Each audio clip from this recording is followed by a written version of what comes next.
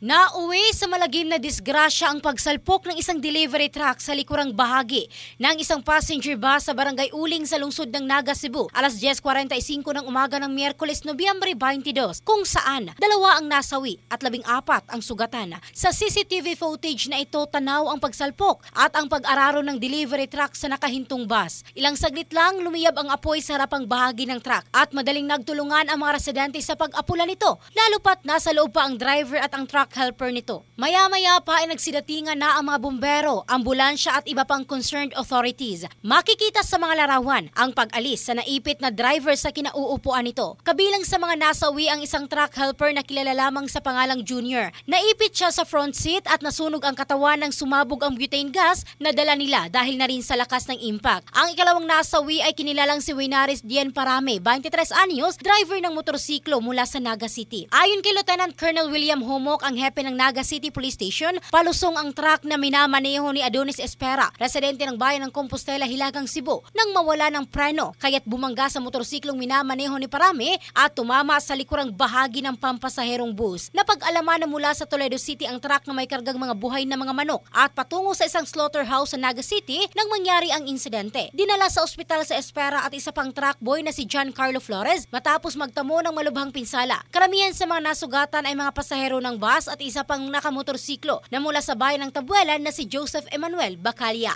Ang bahaging ito ay hatid ng DriveMax Adult Herbal Capsule, laking laging umaangat. In the heart of changing lives, ito si Michelle Craste ng Brigada News Philippines, The Music and News Authority.